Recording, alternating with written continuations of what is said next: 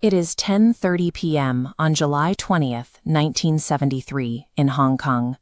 An ambulance tears through the city, racing toward Queen Elizabeth General Hospital. The patient inside this vehicle is the single biggest movie star in the entire territory. His name is Bruce Lee. Right now, he is lying in the back of that ambulance, completely without a pulse. How does a man universally seen as an indestructible physical force find himself confronting the ultimate human frailty? To understand the shock of this moment, you have to look at the foundation of his immense public aura, his absolute dominance in martial arts cinema.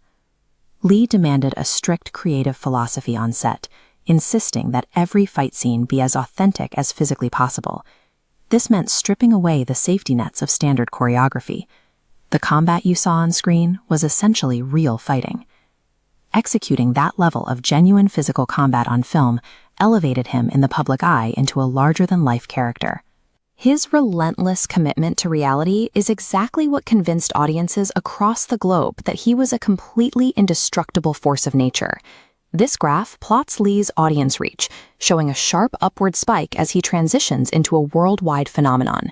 As the lines converge here, we see the primary catalyst for this global leap: the imminent release of his film, Enter the Dragon. This project successfully combined traditional martial arts action with Western spy elements. He was already channeling that momentum into his next, highly ambitious project, Game of Death. Even in its unfinished state, the film was packed with creative concepts that pushed martial arts cinema into entirely new territory. Lee wasn't coasting on his established fame. When those ambulance doors closed, he was operating at the absolute peak of his creative and physical powers.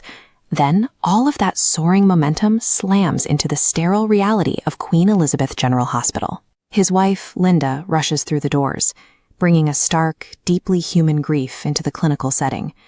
She is met with a harrowing scene, medical professionals desperately running through emergency resuscitation protocols. Despite every urgent attempt to restart his heart, the man the world saw as indestructible remains flatlined. This hospital flatline created a sharp disconnect. While his heart had stopped, the cultural momentum of his career was still accelerating toward its peak. He died only weeks before the release of Enter the Dragon, the film that would finally prove his global appeal to a mass audience. Because Lee had spent his life becoming the literal image of physical capability, the news of his death was difficult to process. For a public that watched him move with such precision, the clinical reality made the vulnerability of the body undeniable. We are left with two distinct versions of the man. There is the hospital record of a mortal whose heart stopped at 32, and there is the footage of the fighter, frozen in time at the absolute height of his power.